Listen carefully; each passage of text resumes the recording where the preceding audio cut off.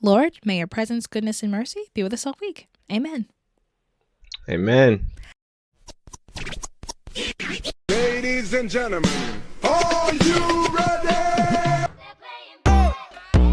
Girl, don't even get me started.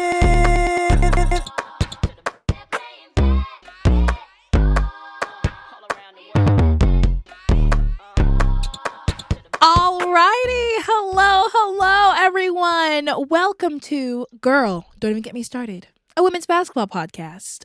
I have a guest with me this week. If you've listened before, y'all met my brother Justin. Justin, say hey.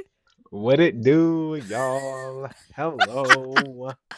Tempestt is sick this week. Y'all, we pray Tempestt gets better. Feel better, Tempestt. Feel better, Tempest. But my brother he graciously agreed to fill in. Just hope he doesn't talk. So hope he doesn't talk mess about the Dallas Wings. We'll have to see about that. Well, I'm so excited for Justin to join us. If y'all didn't hear our episode we did before with my whole family, well, part of my family, he was there. My brother and I, we talk basketball all the time, and he tunes into the podcast. He likes women's basketball as well. He was definitely one of the people who helped me as I was getting invested. We've gone to games together, so we've had a fun time. Woo, woo, woo, woo, woo. Before we get started, Justin, just who's your favorite? Like, what's your favorite team? Who's your favorite WNBA team? Obviously the Dream, because our girl Angel Reese. Obviously, like, come on now. Barbie. Get them rebounds. I was still sad I couldn't be at Barbie night. I literally wore pink on my live and everything. I was so sad I couldn't be there. I love a theme day. Isn't that a little embarrassing though? Like, shut up. Imagine not going. I couldn't go. I don't live there. That's your fault. Shut up. Here are the standings for the WNBA, and then we'll get into the rest of the segments. You ready? Let's do this. At number 15, you've got the Seattle Storm. Okay. Number 14, Connecticut Sun. All right. Number 13, Toronto Tempo. All right. Number 12, Phoenix Mercury. 11, Chicago Sky. Number 10, LA Sparks. Number 9, Portland Fire. And then, 8 and up are playoff contenders or in playoffs position right now. So number 8, the Dallas Wings. Whew, they've fallen. Oh, number 7, New York Liberty. Yeah, I know. Number 7, New York Liberty. They're on a 4-game win streak. All right. Let them go. Good job. Right. Number 6, Atlanta Dream. They're like, they came down 1. Right. They were at 4. So like they just dropped down 2. Oh. Get it together, Dream. Number Get it together. No, for real. Number 5, Washington Mystics. That's surprising. Interesting.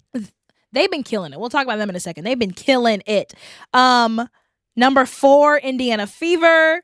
Number 3, Las Vegas Aces. Number 2, Golden State Valkyrie. And number 1, the Minnesota Lynx.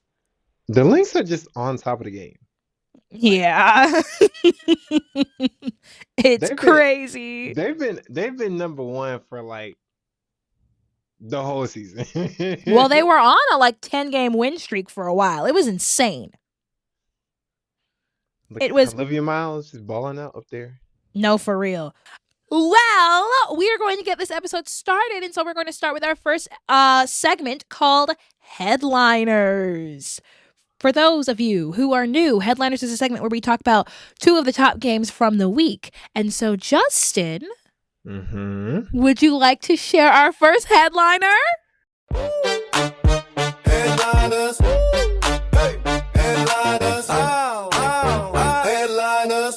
Yeah, of course. So our first headliner is the Golden State Valkyries versus the Dallas Wings, because I gotta shout out to Tempest's Dallies, of course, even though they lost.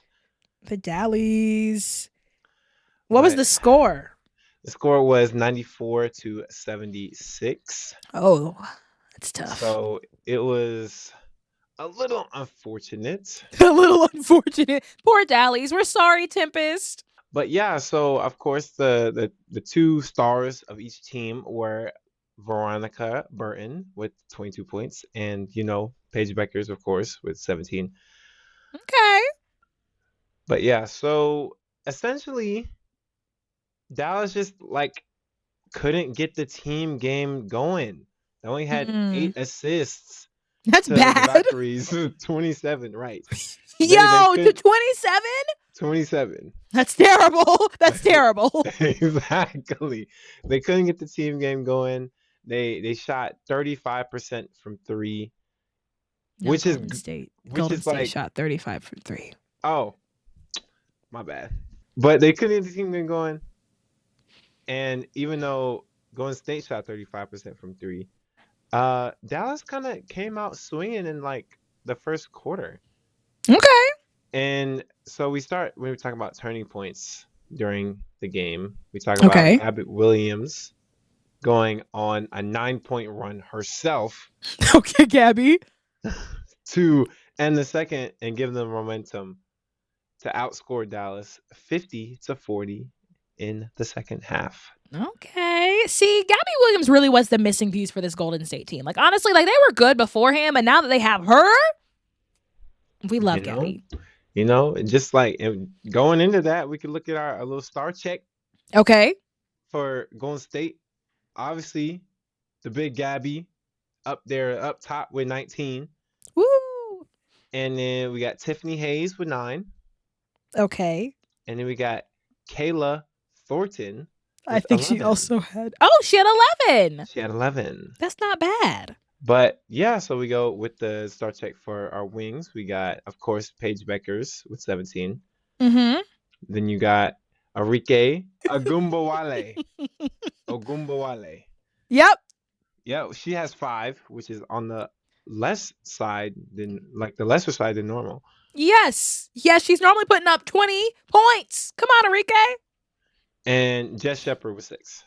Dang. And yeah, that's not good. This was not a great performance for Dallas. Yeah, it definitely wasn't.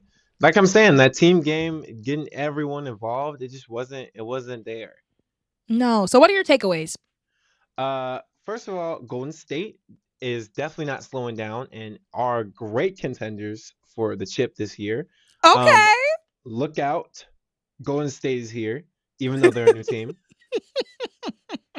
Okay, I love it. And of course, while Dallas is still trying to find their identity and trying to make the playoffs, they're just figuring it out. They're just like figuring stuff out, seeing what works, seeing what doesn't. Don't count the Dallies out, girl. They finna get there. Okay. I hope they make some adjustments and they do figure it out, because this was not their greatest game. They've been struggling this week, but I hope they get there. We love you, Dallies. We love the Dallies. We love you, Dallies. All right. Thank you for doing your headliner, Justin. That was great. You're very welcome. You're very welcome. All right, my headliner, I'm doing the LA Sparks versus Minnesota Lynx game. Oh, wow. Now, this game was special because the Lynx lost. This was their first loss in, again, I don't know how many games, maybe 10? Ugh. Yeah, they lost 89-82. Oh, so close game. Right, it wasn't far. Top performers, Ray Burrell for the LA Sparks, she had 17 points. Olivia Miles for the Minnesota Lynx, she had 23. Balling. Just a baller. Biggest concerns for Minnesota, they only had 3 bench points. 3. See, yep. Gotta get them bench players involved, y'all. They do. And they all came from, the 3 points came from Nia Coffey. The rest of them, nobody scored off the bench. Wow. Mm-hmm.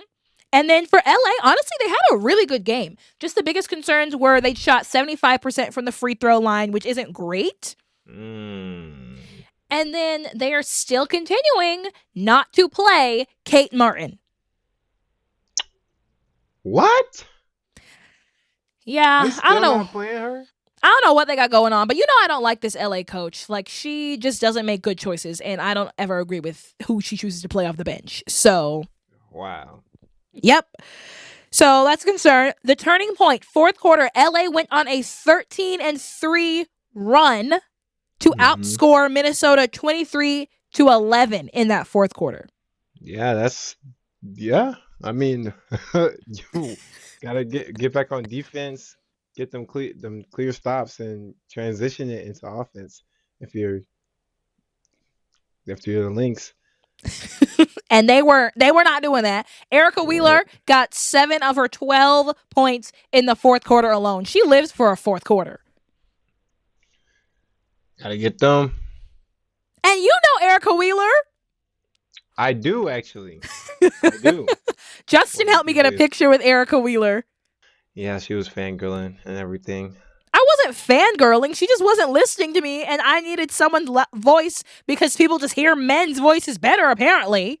Or, gotta project, I was projecting. So we were at the ACC tournament. Erica Wheeler was like a couple rows ahead in like an off-limits section. I was like, Erica Wheeler, and she didn't hear me. And I was like, she's not hearing me. So Justin goes, Miss Wheeler, Erica Wheeler, Miss Wheeler. Can we get a picture? I am loud. You're loud, but you're not loud enough when you need Whatever. Shut up. That's that band. That's that band voice. Bro, I'm a teacher. I ain't trying to hear all that. Anyways, star check. Minnesota. After Olivia Miles, you have Nafisa Collier. She had 21 points. Kayla McBride, 15. Courtney Williams, 12. Natasha Howard had a low scoring night, though. She only had 8 points. So that's kind of a big reason why they didn't win. You can't have one of your top performers with only 8 points. So they got to work on making sure Natasha Howard is consistent there. Yeah, I mean, if she's not performing, get somebody off the bench. Right. Go to your bench. But the bench wasn't performing either. Yeah, I guess it's just gotta keep swapping, see what works. See what comes in and out. And then for LA, Nneka Ogwumike had 16. De'Erica Hamby, 16. We already talked about Erica Wheeler's 12. Ariel Atkins only had 7. But Cameron Brink was a saving grace with 12 points off the bench. See, that's some bench players. And then their new guard, Monique Akoa-Makani, who they got in the trade. They traded Kelsey Plum and they got Monique Akoa-Makani. She got 7 points off the bench. So, she's getting her feet wet and, being a little useful for LA. So good for her. Hey, 7 points was enough to beat them. So exactly, the #1 team in the league right now. Exactly, they actually won by 7 points. So, see, yep, it's Monique. What they needed. Exactly. Okay, and then biggest takeaways. Not this season because LA is just not making it up from the top. But next season, I think LA could really be something to work with. Like they're finally starting to hit their rhythm, and if they keep this core, I think they really could be something to look out for next season. Nice, yeah. We like to see them next season. Next season. In contention, because it's not looking too hot right now. Yeah. But on the Minnesota side, biggest takeaways there, Minnesota is not unbeatable. No team is unbeatable. Exactly. And so Minnesota's out here, been big and bad. However, anyone can lose on any given day. And you got to make sure you play your best basketball all 4 quarters. Mm-hmm. So. Especially in the playoffs. It's coming up soon, right? Exactly. Speaking of, let's get into the league pulse. League pulse. The league pulse. And for those who are new, the league pulse is where we talk about what else is going on around the league. What's the pulse of the league, the vibe. And What's going on? Speaking of playoffs, the Lynx are the first team to clinch their spot in the playoffs. So they really don't need to win another game.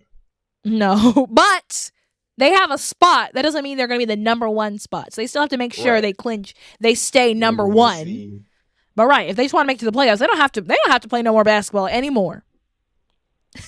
See, now this is the time for them to start training their rookies, getting them some more play time, getting their bench developed.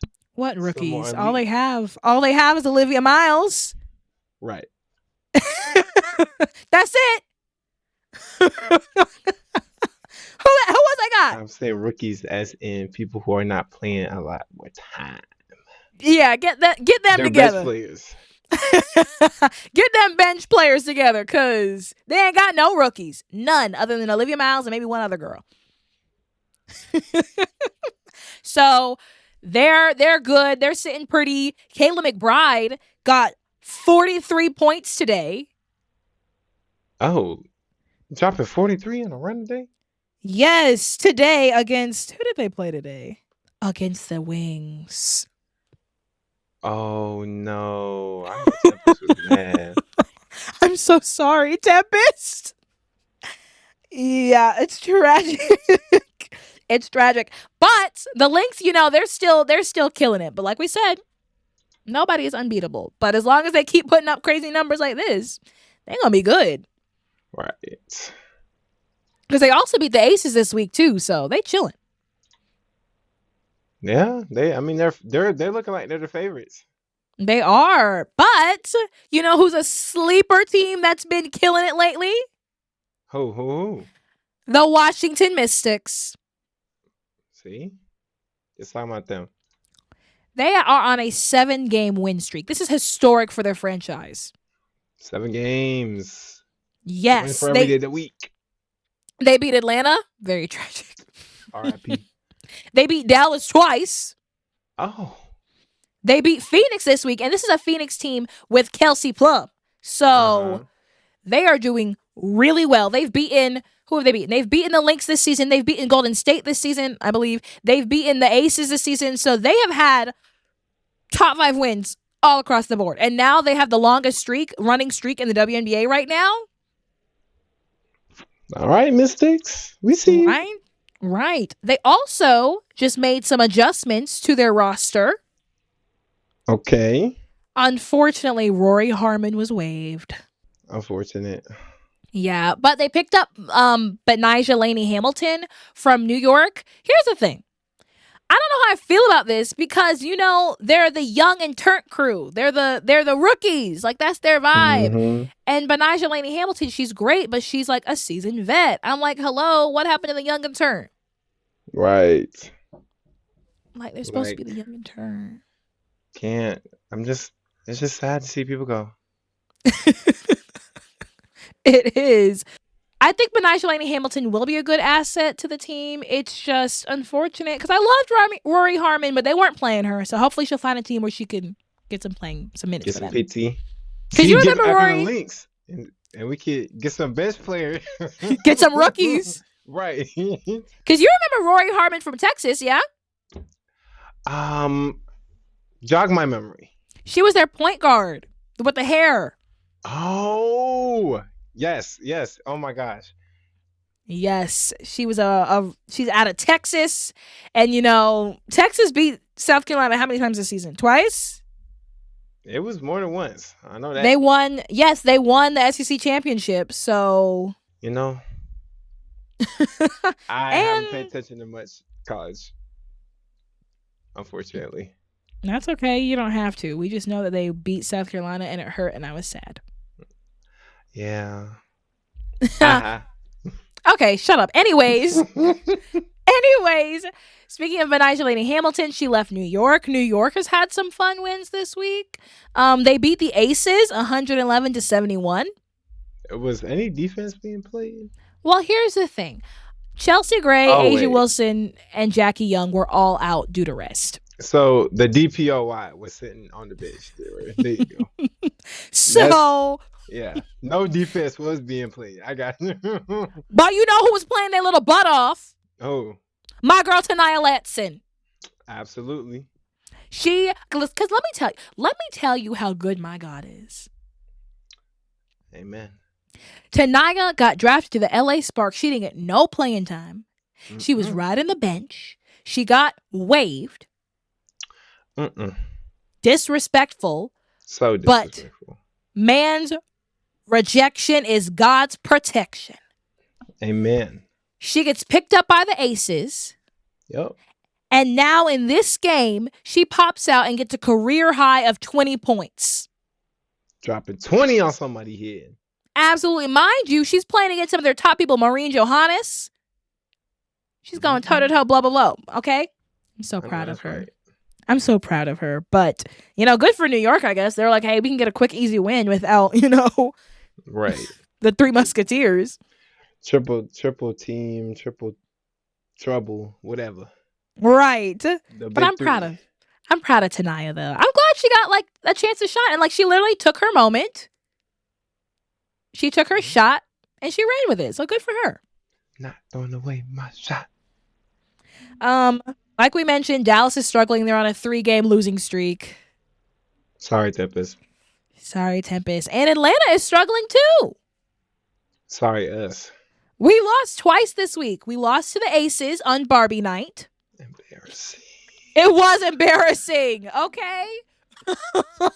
It was embarrassing. Everybody in their pink. We're in the State Farm Arena. Everybody's in their little Angel Reese attire. The Barbie's out and everything. And they lost by like 20 points. It was not good basketball. And then we lost to the Mystics too. That one was closer, but it still was not good basketball. Atlanta has been struggling. I gotta get that offense running. And they just don't they just don't have it right now. I don't think they have it this season, to be honest. Like, they just haven't found an offensive rhythm and flow. They've been struggling with the same stuff since the top of the season. Like, we've been saying it. It's offensive rhythm. Yep. That's more on coaching strategy than, hey. Yeah, it's definitely interesting watching them. But my girl Jordan Canada, she broke a record. She's now the franchise, right? She's now the franchise leader for most assists in a season. That, absolutely. Go ahead. Woohoo. She has 227, and she got those in 30 games. Dishing them dimes. Literally. I think she's still number 3 in the league. Right? She's still number 3 in the league for assists. Yep, number 3 in the league for assists, right behind Alyssa Thomas and Caitlin Clark. Okay. So, for the Jordan Canada haters, shut up.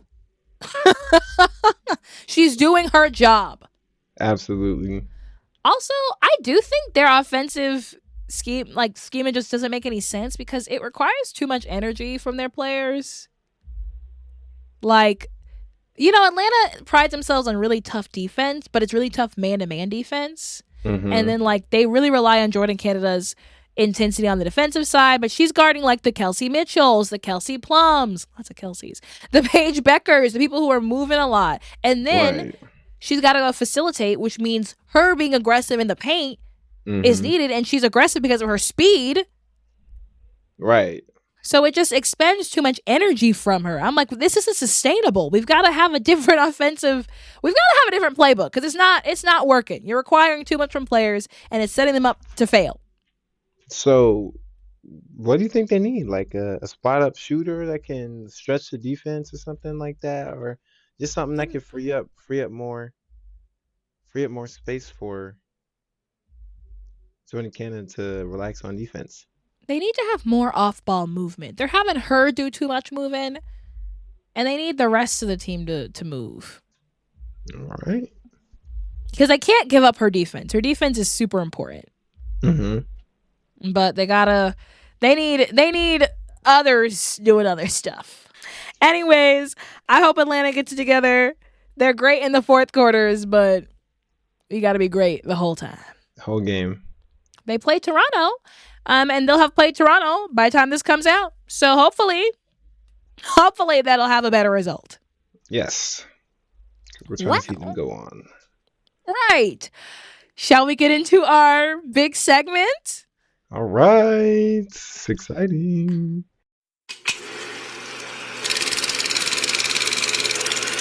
Friends, we're getting into our segment called The Film Room. This is where we talk about one game of the week and we go really in depth and talk about it in all its details. So, Justin, do you want to share what game we're talking about? We're talking about the Las Vegas Aces and the Indiana Fever. Yeah, we are. And this game, honestly, I really enjoyed watching this game. It was a very intense game. It was but it was fun.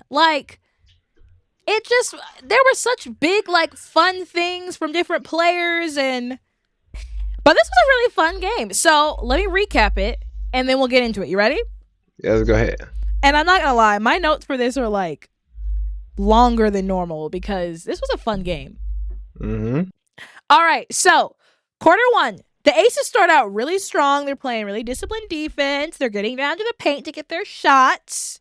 And they were playing like really disciplined defense in terms of like the Indiana Fever didn't get any free throws until the last 3 minutes of the first quarter. So like the Aces were super disciplined, right? All right. But the Fever, they settle in. They catch up and they tie it up around the 5-minute mark. And they get their first lead at the 3-minute and 30-second mark. Because the Aces, they went on a bit of an offensive slump. They were shooting 30% from the field goal because the Fever, one, they were congesting the paint. They immediately said, oh, no, we're going to make that paint inaccessible to you. Yeah. Right. And two, Jackie Young got in some early foul trouble. She got 2 fouls because, look, it's hard guarding Kelsey Mitchell. So they took advantage of that and went on a little run. Kelsey Mitchell, my GOAT. She's so good. Both teams were missing from the 3-point line, but the Aces stayed aggressive, Jewel Lloyd specifically, and they helped them tie it up at the 1 minute and 20-second mark. But Aaliyah Boston gets a quick layup to end the quarter. 2018 Indiana. All right. Quarter two, Vegas. You said what?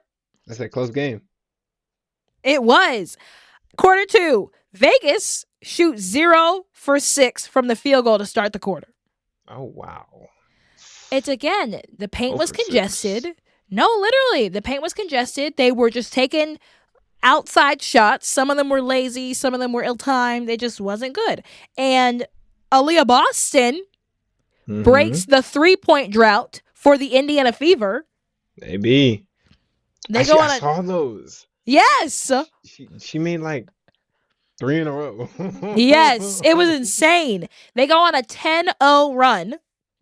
Alyssa Smith breaks it, but then they keep going right after that, and so they call a timeout. After the timeout, it doesn't help anything. Aaliyah Boston gets 2 more 3-pointers. Indiana were 8 from 8 from the floor. All right. They went on a 22-6 run. Second quarter. They tried to stop the momentum, but they came out swinging even harder. They did. And here's the thing. They were up by as much as 20 points, right? Right. But then. But then. There's always a but, and there's always an end. Jackie Young comes back into the game. And her plus the Aces defense stopped that run really quickly. They said lockdown. Yes, she comes out of the timeout. It's 2 minutes and 30 seconds left in the half, in the quarter. And she turns the whole momentum around, okay? She goes on her own 15-0 run. She had 15 points in a row, and the Indiana Fever had 0. And they had 0 because A'ja Wilson and Alyssa Smith were just block city in the paint. Right. Knocking them down. Mostly A'ja Wilson, though. She was clogging that paint up, okay? You couldn't get nothing. Not one thing. They take that 20-point lead and turn it into 5 points to end this quarter, 42-37, Indiana up. All right. Quarter 3. Jackie Young continues the momentum, right? The Aces get their lead back at the 8-minute and 20 seconds mark, okay?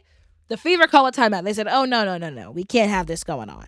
Both teams come out the timeout. They're both a little frazzled. Turnovers left and right. It's kind of crazy. Nobody scores for 2 minutes. But then Caitlin Clark, she gets to the foul line, gets the Fever's first points in 7 full minutes. And then they're going back and forth. They're going back and forth, right? They end this quarter 56-51 after A'ja Wilson finally gets going because she hadn't had any points since the first quarter. Quarter 4. This is when it gets crazy. Everything happens in the fourth quarter. The Aces keep cooking, right? To extend their lead.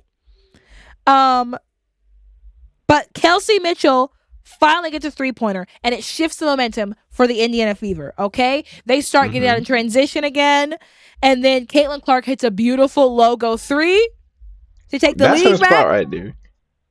It was so crazy. The announcer, I think it was Candace Parker, she was literally like, okay, the Indiana Fever, they don't have to do anything crazy. They don't have to do anything. They should like play discipline. And immediately, like she's in the process of saying that. And immediately Caitlin Clark just chucks it up from like half court and drains a beautiful 3-pointer. That's her spot. That's if she's feeling it, she's feeling it. Her hands hot. It's No, get it out the net. literally. They're going back and forth, all the way down till the very end, okay? I just know like it took some real grit from the Aces to bring that, and some discipline from the Fever to stay in it the whole time, not let the momentum get away from them. It's a mental battle. I'm telling you. All I know, Jackie Young, she did her thing the whole game. No, literally. Okay, so we're down to the very last minute, right? It's tied up 72-72 because Asia Wilson gets fouled. They have to go for a instant timeout, or excuse me, instant replay. The foul stands. She gets her free throws. It's tied up. They have, 50 seconds left? The Indiana Fever have the ball. Aaliyah Boston gets a beautiful layup. The Fever are up by 2, right? Aces have the ball. They have a chance to score. All right. They get the ball to Asia Wilson. She misses. Chelsea Gray has to foul at 11 seconds left.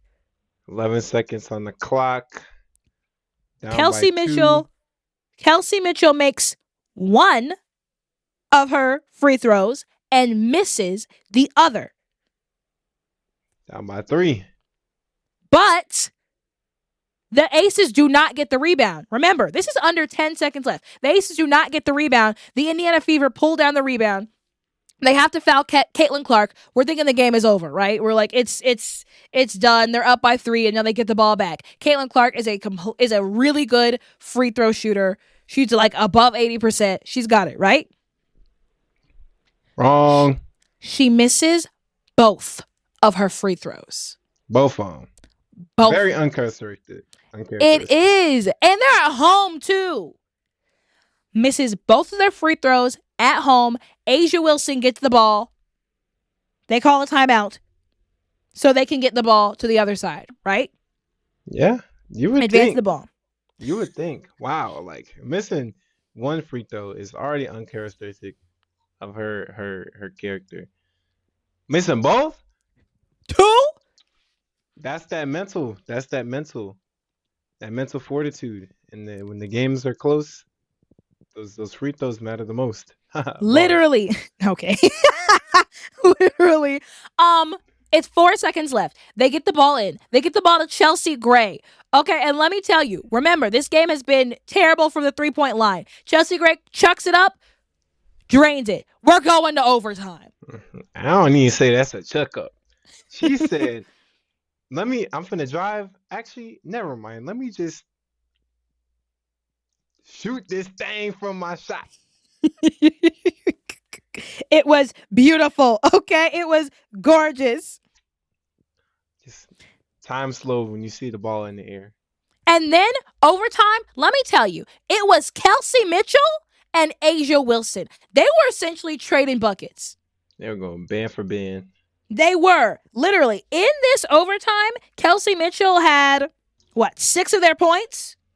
And Asia Wilson, Asia had 8 in OT. Yeah, they were going back and forth. Kelsey Mitchell would score. Take it right down. Asia Wilson would score. She would get in that little mid-range. Kelsey Mitchell, she would start shooting from 3. She would get in the paint. She's quick. That is the craziest thing. She's so fast. It comes down to the very end of overtime yet again. Okay? It's crazy. Kelsey Mitchell, she drives to the basket, gets a layup, puts them up by 1. It is 83-84 Indiana, right? Couple seconds on the clock. 38 seconds left. Jackie Young misses. Caitlin Clark gets the rebound. She goes up to try and pass, Asia Wilson blocks the shot, Mm-hmm. brings it down, passed it really quickly back to Jackie Young. Jackie Young gets it to Chelsea Gray. Chelsea Gray said, look, I guess it's me. I'm going to call my own number. She took that mess and just like at the end of the fourth, drained it to give the Aces this win, 86-84. It was movie style ending. She shot Movie it style ending. with 1 second left. I'm talking buzzer beater. It was beautiful. Honestly. Now, my question is, why is Caitlin Clark trying to drive against the GOAT? 3-time, my bad, 4-time defensive player of the year. Well, 4-time MVP. 4-time MVP, 3-time defensive player of the year. What are we talking about? Look, Kayla Clark was getting her spot. Like, she was able to get those passes off all game, okay? Because the Aces were letting it. But when it mattered most, she forgot who Asia Wilson was. And Asia Wilson reminded her. Seatbelt locked down. I also have to mention the way that Chelsea Gray was able to get that three-pointer at the end of the fourth, because the Indiana Fever thought they had a steal. Right. Jackie Young was just bad. Yes, Jackie Young barely got the ball. She got it to Chelsea Gray. Like, literally, she, like, fought for that ball, off balance, passed it to Chelsea Gray, who just put it up and got that three-pointer. So, like, this was a hard game of grit for the Aces, okay? Hard-fought victory. Okay, so who do you want to talk about first, the Indiana Fever or the Aces? Let's talk about the Fever.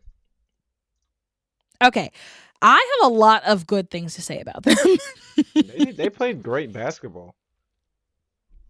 I've just got to say, Stephanie White really has done a great job with this team. Mm-hmm. Like, she has made it so that she is really optimizing the strengths of her core three. Yeah. AB, Like, Kelsey Mitchell, Kate, CC. You already yep. know. Absolutely. I love the way this team gets out in transition. Anytime the ball is brought down or being inbound, everyone is running. They're out in transition. And they know that they can do that because of Caitlin Clark. Mm-hmm. She'll find them. And here's the thing. You know how much of a Caitlin Clark fan I used to be. Right. And this game reminded me why I used to love her game so much. Mm-hmm. Because she is. You said what? I said she racked up 6 assists in 1 quarter. 6 out of her 8 in 1 quarter. And how many points did she end the game with? 20. Dropped a 20 bomb. So that's the thing. Like, Caitlin Clark is such a talented player. Like, it was so fun to watch her play. And I think the fun part was she wasn't being bratty this game. She wasn't. She was just playing her game. She was just playing her game, and her game is good. She needs to let her game speak for itself most of the time. Like, we're like, girl, when you do all that other stuff, you get annoying. No, for real. But, like, her decision-making is top tier. She knows exactly when to drive and exactly when to pass. Mm-hmm. Except for that last moment. But, you know. She's still young. People forget it's only her 3rd year, you know, so she's still that young excuse is now kind of going out the window. Okay, I mean in terms of her game, like in terms of she's not perfect. She still has areas of her game that she needs to develop, and that comes from experience. That too, yeah. So that's what I mean in terms of her game in the WNBA is still young. Yeah, okay, yeah, definitely. That's what I say. That's what I'll take it. But like a majority of the time in this game, she made the right decision. Yeah, and you see it because they were up for most of the game. They fought. I mean, the Aces fought back in the 3rd quarter to bring it back close at the end of the 3rd. But the Fever were in control for the majority of the game. They were, and like. The thing is, Caitlin Clark is such a threat that she draws 2 or 3 every time. And honestly, she's a threat, and rightfully so, because she can drain those crazy far 3-pointers. She didn't shoot well today, but people know that she can get them, so they have to pick her up early. And that either opens up her teammate or it allows her to drive to the basket. Mm-hmm. And she does really well when she drives to the basket. Like, in the paint, she's going to get it almost every time. Yeah. In the paint. Not her mid-range, but in the paint. Gotta work on that mid-range.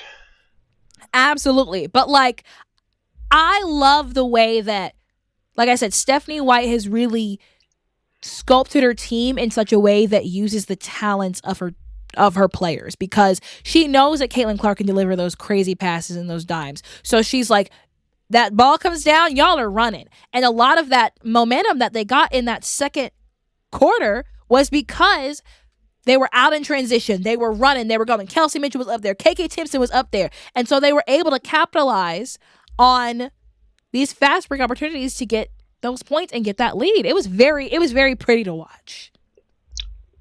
Entertaining basketball on the Fever side. It was. And then, honestly, the Fever are not necessarily known for their defense. Yeah. But I will say, in the first half especially, they did a really great job of getting the aces out of sorts. I mean, they got 10 steals. It's not terrible. They clogged up the paint and they forced the aces to take a bunch of shots from outside the perimeter. And when your three ball's not falling and the paint's congested and your mid-rangers aren't dropping in, what are you supposed to do? Right. So I think the Fever did a great job on the defensive side, clogging the paint. They've still got to make some adjustments in terms of, how do you stop Jackie Young when she's on a heater? Like, those things like that. But I think they did, and of course, fouling. They definitely got into some foul trouble. Mm-hmm. But I think they did a great job getting the aces out of sorts. That was partially why they were able to get that huge lead, because the aces were playing all over the place. They were getting those turnovers, and they really were out of sorts. They're a veteran team, so they can recover. Absolutely. But for younger teams, I mean, there's a reason that the Indiana Fever are top 5, because against younger teams, they're not going to be able to recover against that. No. And then your girl, Kelsey dang Mitchell. The best player on the Fever team right now. You're not lying. What do you see from Kelsey? Honestly, she's just a baller. Like in any sense of the word, she's just a baller. She's just like, I'm gonna go get my bucket no matter who's standing in front of me. Yep. And she's out here shooting 50% from 3. Jeez. 55% from field goal. 75% from free throw. Like, these are MVP numbers that we're seeing. That she's I mean, she's put up multiple 20-point games this season. She's number 2 in the league for points per game. Am I correct? Yeah, she's number 2 in the league for points per game, behind Asia Wilson. Right. Behind the GOAT. Literally. So it is just crazy, because I'm trying to remember someone was like, who's the hardest person to defend? And they're like, Kelsey Mitchell. And you really could see it on display this game, especially in overtime. She's so agile. Stays moving around the screens. If there was a picture in the dictionary for the word shifty, it would be Kelsey Mitchell. No, because she's just so underrated. Her game is so good. It's so pure. She's able to create space for herself. She's able to put anybody on skates, and then you can't let her have any room because she will blow right past you. You can't let her have any room in the back because she'll drain threes. Yeah, she's a complete guard. She has the drive ability, the shooting ability, and the playmaking ability to just get everyone involved and get herself a bucket when she wants it. I was talking to Uncle Jay, our uncle, and he was like, in terms of who is someone that you can go to get a bucket? Who is a bucket getter? And Kelsey Mitchell absolutely is that. If you need a bucket on this Indiana Fever team, Kelsey will provide. here's the thing. You get it to Caitlin Clark, who will find Kelsey Mitchell.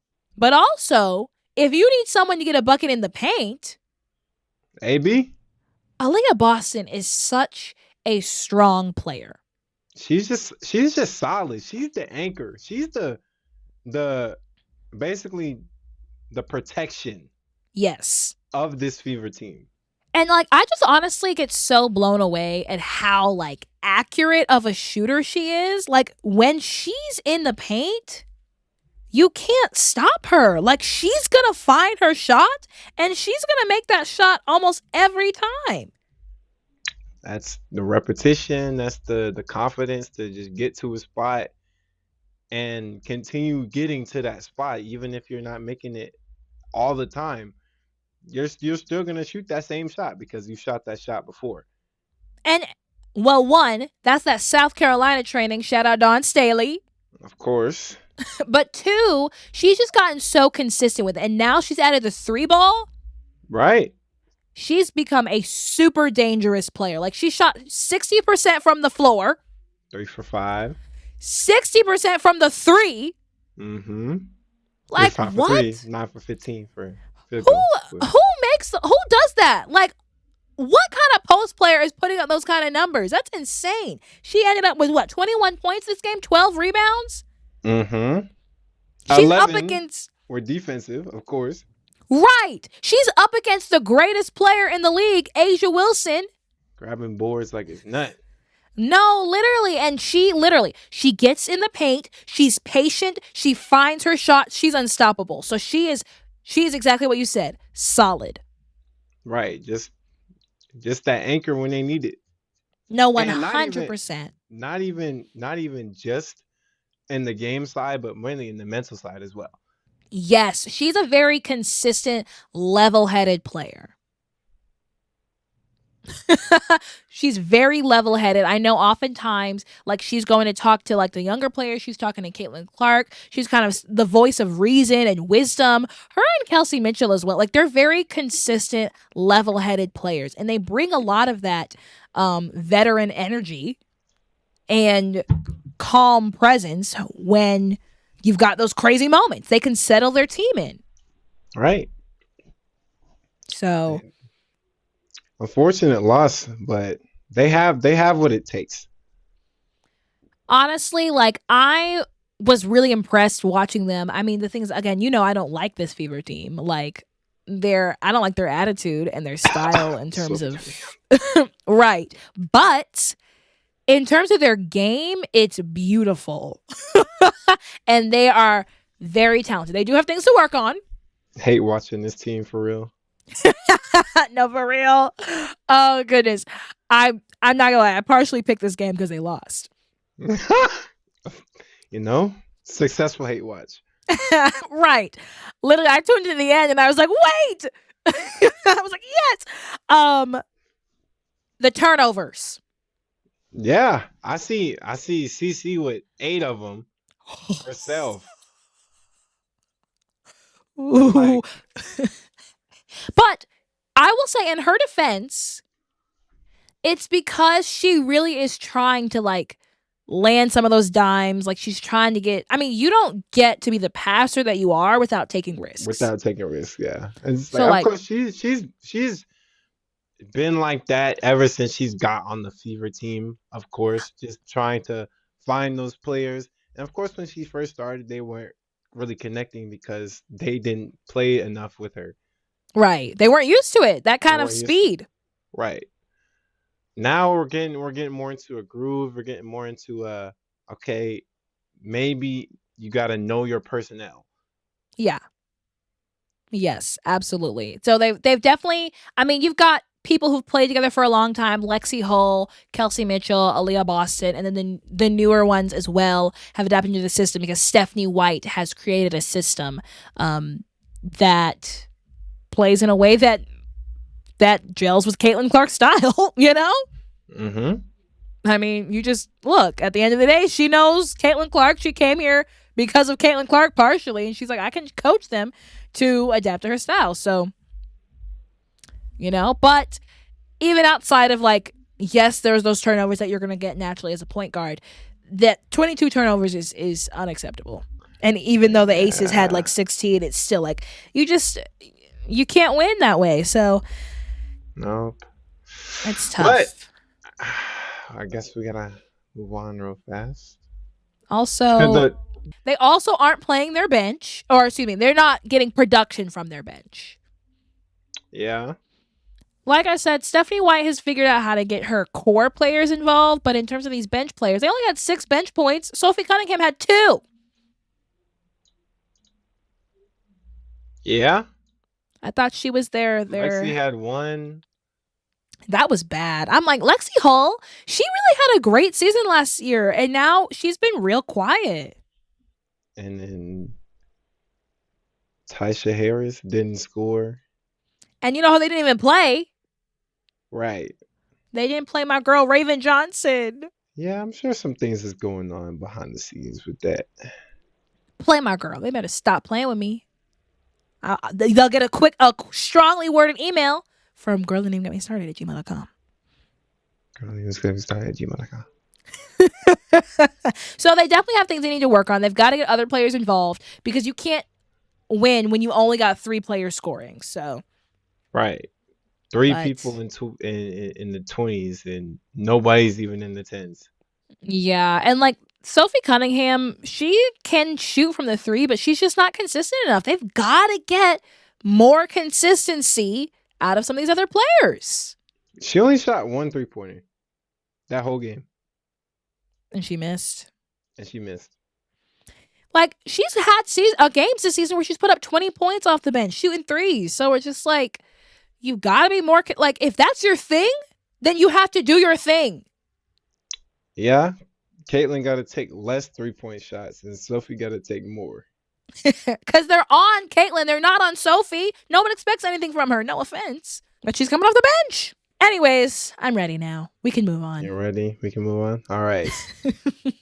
Aces. What did you think of the Aces? Jackie Young is a dog. Bruh. Like, bruh. Coming out there in I think that second quarter, 13 points in the second quarter is crazy. No, she had more. She had more. She had 15 points. I'm looking at their website. They're lying to me on the website. Because I was watching. She had 15 points. She went on a 15-0 run. I watched it. Yeah. Just a dog. Like I'm saying, just a dog. Nah, literally. It's crazy. And the thing is, she had a triple-double earlier this week, too. Mm-hmm. That was against Atlanta, so really tragic for us. But 28 points, 11 rebounds, 10 assists, and then she turns around and scores 20 points in 4 minutes later in the week. Yeah. I don't know. Jackie was on today, but she was on it. And here's the thing. I just remember watching the Aces play Atlanta in the beginning of the season and then their game they played this week. Because, in the beginning of the season, it was a very close game for Atlanta and the Aces. And then this week, it was not. It was a blowout. And so what was the biggest difference? And the biggest difference was genuinely Jackie Young. That's a what you call a difference maker. Absolutely. She had 0 points. Changer. She had 0 points in that game because she had experienced a death in the family. So she was, going through it. But now, like, she seems like she's in a much more better headspace, like, mentally. And so she's out here getting triple doubles and putting up 20 points. And, like, they need her. You would think, like, that type of thing would make you play, like, your best basketball. I don't know. I mean, you never know how, like, a death is going to affect people, Right. But also, it's different when you're a guard. You're out there shooting your shot. You're shooting your shot. It just depends on so many things. It's different when you're in the paint and, like, you're able to muscle your way in. But, like, there's so many there's so much that goes into perfecting a shot, and so if there's anything that's off with you, it can affect your shot, Yeah, that's true. affect your game. But the Aces did a great job in terms of Jackie. But here's the thing with them. Here's what I've noticed. They have to decide who they are in the games. Like, straight up. For the Aces, it is fully a mental. Because I mean, they have the best women's player in the world. Yep, and A'ja Wilson. They have 2 of the best guards. They both are in the top 5 for assists this season. Right. And they have a bench that can provide when needed. Well, they used to. They used to. Yes. And honestly, that's one of my biggest things with them. Kennedy Carter is no longer with this team. Yeah. And she was putting up 20. She was putting up 20 points, 20 plus points off the bench. The bench catalyst, yeah. And, last season and seasons past, it's been Jewel Lloyd. Uh-huh. But she's just not consistent. She's only averaging, 8 points per game? Yeah, she had 9 today. I mean, 9 in that game. Which is fine. Like that, she did come in and she contributed in this game. But did Dana Evans? No. She had 0 points. We need more consistency from the bench. Like, we need our bench players to come in and play. And so I'm hoping, now that Tania Latson has showed up and showed out, that Becky Hammon trusts her enough to allow her to be that spark off the bench. Right. Because they need it. They need consistency from their guards. And they also, I don't know why she stopped playing Justine Passat. Because Brianna Turner is fine, but she comes in and she makes mistakes, and it costs the team. Mm-hmm. Because right at the end of that game, or the end of regulation time in the fourth quarter, Brianna Turner should have pulled down the rebound, and she fumbled it, and it went out of bounds. But when A'ja Wilson was in that same spot, like 5 seconds later, she got the rebound. Right. Even when they were all over her. Exactly. So, no offense to Bri Turner, but she comes in and she makes mistakes, she racks up fouls, and it hurts the team. Mm-hmm. So we need better. We need more consistency from the bench. But like you were saying, go ahead. I said I want to see Money Moto come off the bench. Oh, yes. What's her name? Mai Yamamoto. Everyone's super excited about her. Okay, I don't actually know who she is. She's a guard out of Japan. She's a year younger than I am. Yeah. The only thing I've seen is her very eccentric shooting shot. Her shots. Very eccentric shots. Okay. She's 5'5". She's short, but I have seen that, she's pretty talented. She put up 16 points in their game today against the Liberty. Mm-hmm. And she had, she was 6 of 11. So, I mean, she's talented. I do hear that she's a good player. So, it's good. Okay, so then maybe, she'll go to her more. Maybe this will help them get kind of more into a rhythm and a flow. 'Cause she's only played 3 games with them. Right. And she's had less than 5 minutes combined in 2 of those games. But hey, she's been. I hope I see her more. Right? I want to see Money Moto more. Hopefully they're working on that bench to help make them more consistent. But yes, it is a mental thing. There's no reason that this game should have been this close. I mean, I know that the Indiana Fever just have the Aces number.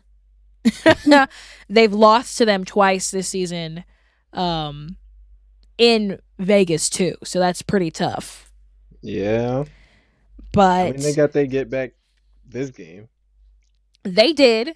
And they honestly, they've got that experience to have the mental fortitude to be able to come back from a deficit like that and recover. So they definitely just have to decide, we are that team, we are those players, and we can come back and get this. So I'm glad we saw it. It came from A'ja too, because she was not doing well. Nope. It got kind of annoying First though half, it because wasn't doing too hot. Got 4 points in the half.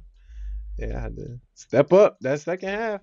yeah, and the thing is like one thing that's a little frustrating is I feel like the Aces just sometimes choose not to play their hardest, and like I said, the Fever did a great job of congesting the paint, but the Aces just were lazy and were taking easy shots and we're missing them. They're like, oh, let me chuck it up from here. Let me take my little mid range instead of like, let's get physical. Let's drive into the paint. I mean, yeah. I mean, if they're giving you a shot, if they're giving you a nice mid range, I would say take it. But if you're only taking those, then you gotta diversify. And if they're not falling specifically for you. Yes, and the thing is, they were taking the easy shot and not working as hard to find the best shot. And when they started doing so, they started getting in the paint. They started passing a little bit more amongst themselves. Is when they started gaining momentum. Mm-hmm. So you work hard, get that the work works for you. Yep. But then Asia came alive in overtime and ended up getting 26 points. So Yeah, that's that GOAT status. absolutely. She can literally not score anything essentially in that first half and then dominate the rest of the game and win the game for her team. Yep. And then also defensive dog, okay? Like literally Jackie Young was able to go on her run because of Asia Wilson's defense. Mm-hmm. And Chelsea Gray was able to, no, for real. And Chelsea Gray was able to win, get that little 3-pointer at the end because of Asia Wilson's defense. 3-time DPOY. Woo! Anyways, do you have anything else to say? I hope both of these teams get it together. The Aces bench and the Fever and these turnovers. So I can see them lose to the Dream in the playoffs. All right. Period. Let's move on to our next segment, Culture Corner. Culture Corner. So, our first thing is the U.S. women's national team announced their players for the FIBA World Cup.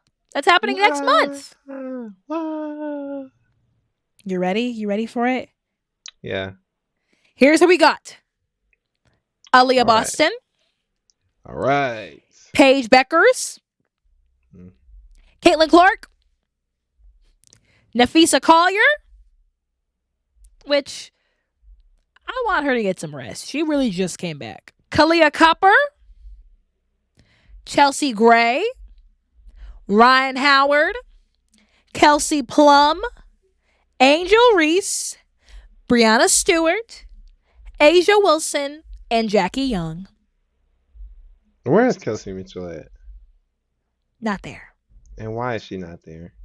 Well, she didn't do anything with them when they were qualifying. I think part of it, is like building that chemistry. But I hear you. Yes, she absolutely is talented enough to be on this team, for sure. She's absolutely talented enough to be on this team. I got some choice feelings.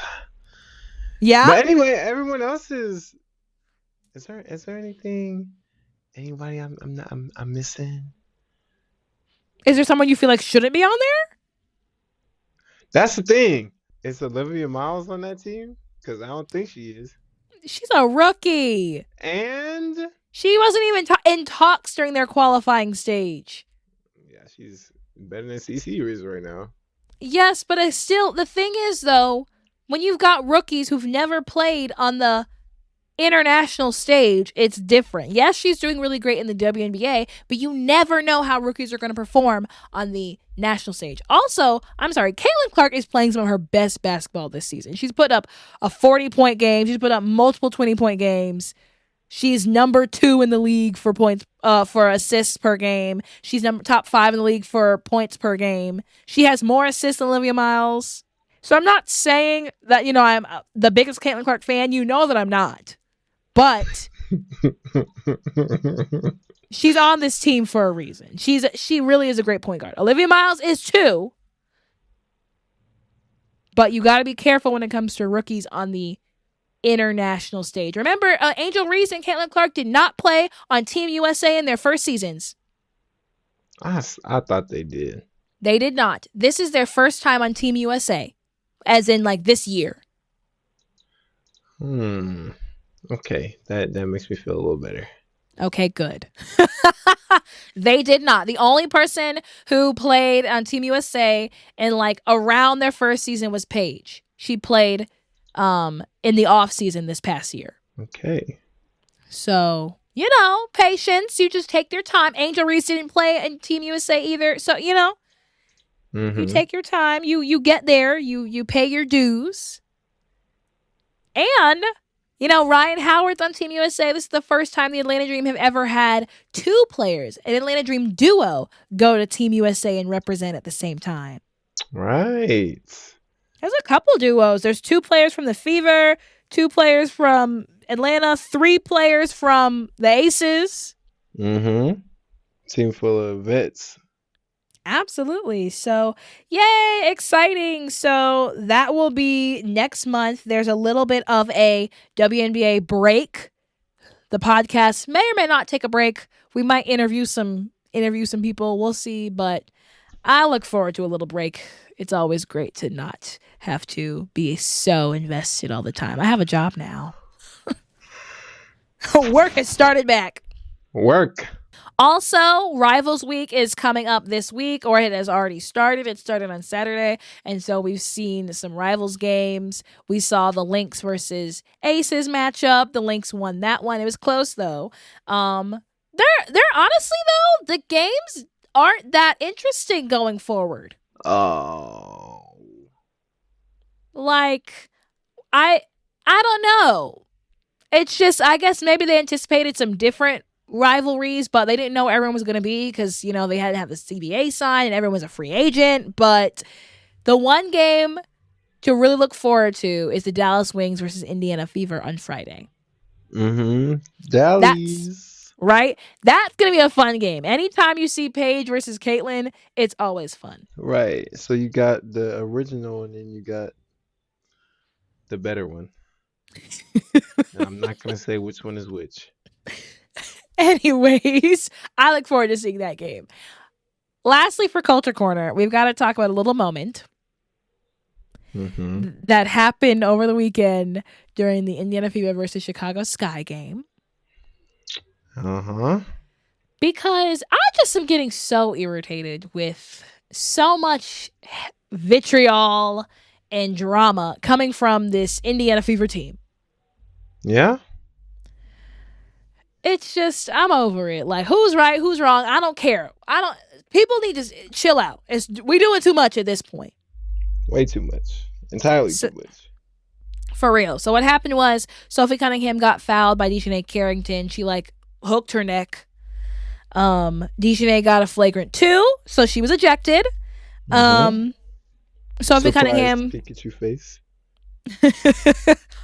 It was a really hard foul. Like it definitely was a flagrant 2. It was a flagrant 2 for sure. It reminded me of when Alyssa Thomas clotheslined Angel Reese. Yeah. In terms of the action. It was a tough foul. And then Sophie Cunningham got mad and was pushing her. Dejanay was kind of like, stop, you need to chill. Her teammates were holding Sophie Cunningham back. It was a whole thing. Sophie Cunningham didn't get any fouls. Dejanay Carrington later went on Threads and tweeted white privilege. In Stephanie White's post-game presser, she had no comment on the Threads post. She said it was a flagrant 2, but she also said she didn't think it was intentional in terms of going for the neck. Well, when I looked at it replayed in slow motion, especially as the play developed, it didn't look like she was trying to get the ball at all. Here's the thing. We got to stop looking at stuff in slow motion sometimes, okay? Because in slow motion, basketball doesn't happen in slow motion. It happens fast. What's even, that too. But I was talking about like as the play developed, like from the missed the rebound to the pass or the steal to the pass, and I just saw her take like her running up on Sophie, turning around, seeing Sophie got the ball, running up. She took like super big steps and looked like she wasn't even running for real. And it was just super weird to Mm-hmm. notice. And then when she jumped, she didn't even get off the ground. She did get off the ground. It was very minimal. Here's the thing. From the angles that I saw, it didn't really look like she was trying to go for her neck to me. I didn't think so. It looked like she was trying to hit her, but like go for the ball, but like I know I'm not gonna get this, but I'm just like, I'm gonna make it look like it is. Like, But either way, I don't think she was trying to go for her neck. She may have it been trying to definitely do a wasn't going take for her foul. neck. Yeah, I don't definitely think I wasn't going for the neck type of thing. Her head, maybe. I don't think she was trying to hurt this girl. I think people make way too much out of it. I don't think, like, Dejanay doesn't know Sophie Cunningham like that. Yeah. That's what I'm saying. I think people be trying to make up drama for drama's sake. Like, we know who Dejanay Carrington has beef with. She makes it very clear. Okay? We know who she's got drama with. And it's not Sophie Cunningham. So, like, I don't think, and Dejanay Carrington is not the type of person to back down. So even when she got up, she could have really been more aggressive than Sophie Cunningham when she was. She was just standing there. She was like, stop, because she came in ready because she knew Sophie Cunningham was coming up. And she was like, no, stop, calm down, stop. It wasn't like that, in my opinion. An unfortunate accident. But you disagree. Plausible deniability. I don't think she was trying to go for her. Stephanie White has coached Dejanay Carrington before, so she kind of knows like the kind of player that she is. And that really is the kind of player that she is. She was coached by Kim Mulkey. And you know the people who come up under Kim Mulkey play wild. Yeah. Nalissa Smith, she is all over the place. Some crazy fouls. Right. So, like, I really don't think she was trying to go for her neck. That, honestly, is just Dejanay Carrington's style of play. It's kind of wild, slightly aggressive type thing. The thing is, in those moments, it still can be dangerous. Yes, and absolutely. That's exactly why it was upgraded to a flagrant 2, because it was dangerous. I agree that it was deserved. It was a pretty hard foul, and it was dangerous. You can't be playing like that. However, I don't think it was intentional, and I think the narrative that, you know, it always has been racially charged. There's all this language about, oh, this black girl who's jealous of this white girl who's got her little white girl hair with her blonde. I'm like, y'all, like, it's not that deep. It's not. It was a hard foul. She was ejected. She got exactly what needed to happen. Now, do we think Sophie Cunningham should have gotten a foul as well? Should she have gotten a tech? I've seen it happen where it's like, of course, they lash out and they don't get techs, and they lash out and they do get techs. Honestly, it could have went either way.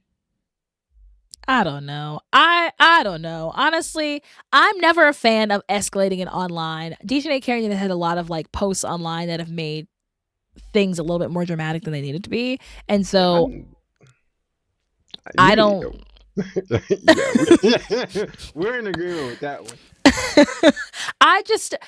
We know, like, especially with this Fever team, and we know how their fans are. I just am like, and how much drama there's been with them this season. I'm over it. Like, you already know that they're gonna call you monkey online. Like, you don't need to aggravate them even more. Like, yeah, it's looking at the comments of the recap I was watching. It's awful. It's awful. It was like, oh my gosh! And she has the nerve to call this a race issue. This, bro. They're racist. Like, we know this. Like, someone's in the comments talking about if we weren't seeing, and if we were seeing things that weren't anti-white, you guys would be upset. I'm like, what are you saying? Where? Oh my gosh. It'll never make sense to me. So it's just I can understand why she might disagree. I can understand why she would call that white privilege. Do I agree? I don't know.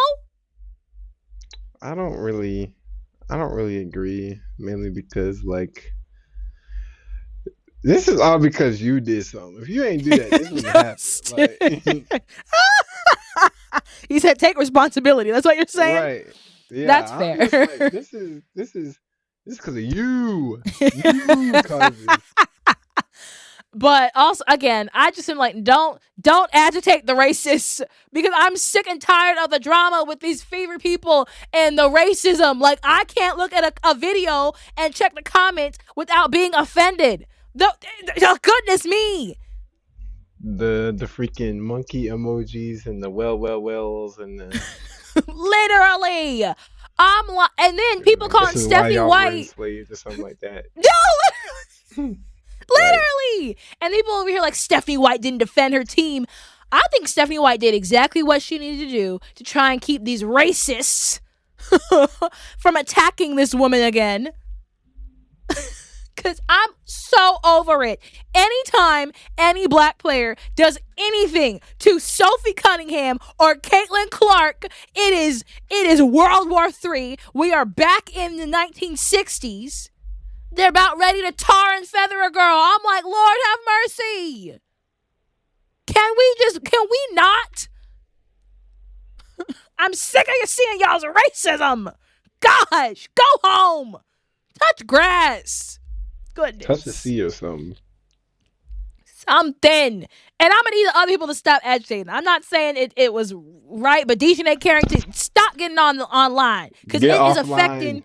Stop being online, because I'm tired of seeing these people in the comments. You're making stuff worse. Girl, you're making it worse. Girl, don't even Anyways, God shot, and then we'll wrap it up. Yeah. It's a God shot, yeah. I'm just go off the dome here. Lord, what do you want us to talk about? You know, sometimes taking responsibilities for our own actions is the best thing that we can do.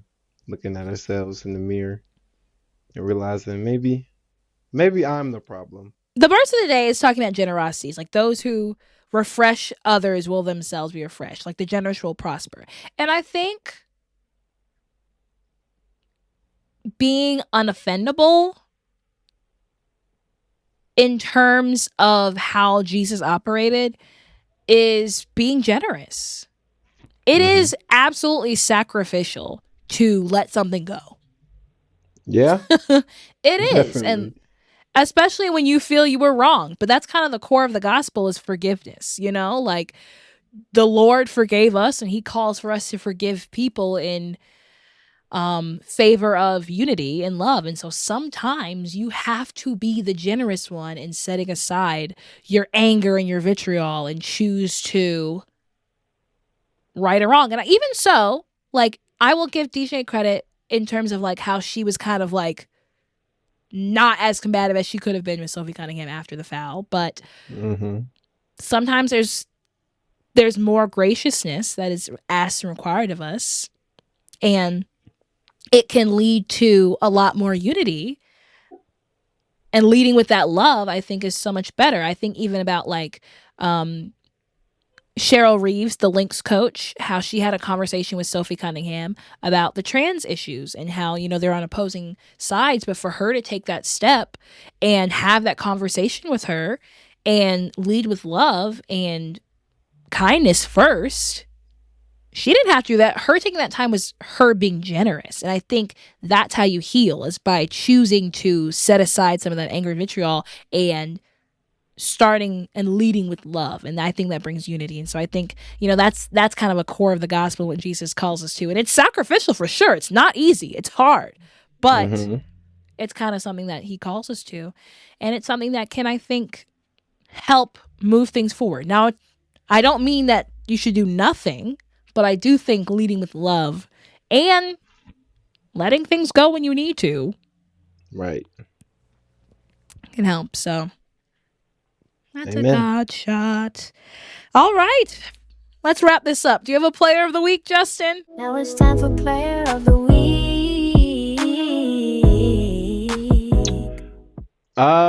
Let's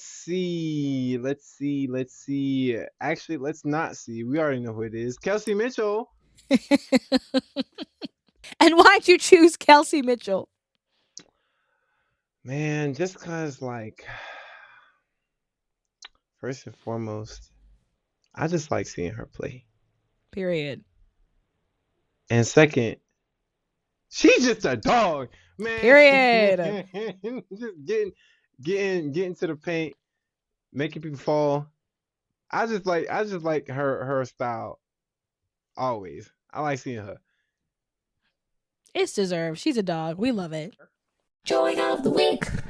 Okay, for Joys of the Week, I have two. Kiki Iriafin, she reached her 1,000th career point. Woo, woo, woo, woo, woo. We love Kiki. And then this week, when the Phoenix Mercury played the Atlanta Dream, there was this really funny moment where Kelsey Mitchell, like, went to get a ball and was, like, flying out of bounds. And she, like, fell on Carl Semesco. The Kelsey Atlanta Plum? Dream. Yes. Who did I say? Kelsey Mitchell. Let me go back to that. All these Kelsey. I know, there's so many Kelseys. Kelsey Plum, when they were playing the Phoenix Mercury, she was going to get a ball out of bounds, and she, like, ran into Carl Semesco, the Atlanta Dream coach, and they were, like, hugging, kind of, sort of. And she, like, taps his head to be like, "You good?" It was just, like, such a funny moment. And the WNBA art account made the art and put, like, hearts over Kelsey Plum and had these, like, funny little, this funny song going. It was really, had Love Story by Taylor Swift. It was really funny. So it was, like, a funny, cute interaction between them, and, like, it was cute. You love seeing, like, little random things like that happen. So, yay. Yeah. Final team predictions. Who do you think is going to be the final teams in the WNBA finals? Let's think. I'm gonna go and throw a wild card out here. I want to say the Mystics. And I mean, if the Lynx is just going to where they are right now, then I don't think anybody can beat them in 7. So the Mystics and the Lynx. That'd be fun. I love my Mystics girlies. Okay, I support. Okay, I'm trying to think. Here's what I want. I want the Atlanta Dream in the finals. Yes. But I realistically have to say differently. So in terms of who I predict, I think the Aces and the Fever. Okay. Or Team old versus Team young. Or one of those teams is going to go play the Lynx. So either the Aces and the Lynx or the Fever and the Lynx. It's not both of them. Because the Lynx, they really are doing it. I don't want the Lynx to win, but, you know, at the end of the day, they really just are balling. They ain't balling out. I just like, I don't think I can see anyone beating them in 7. They've been killing it, okay? So they look real good. And wouldn't it be crazy for Olivia Miles to come into her rookie season and win a championship? That put her on track to GOAT status immediately. Oh, immediately. But anyways, thank you for joining me, Justin. This was a long episode. It definitely was. We got way too much and got off topic entirely too many times. I feel like we were on topic. We were on topic, but off topic, but on topic. Heard. Understood. Anyways, thank you so much for joining. We got to sign off so we can both go to bed because school is back. Yep. School is back. Anyways, I'm Stephanie. I'm Justin. And this has been Girl, Don't Even Get Me Started. Bye, guys. Bye-bye.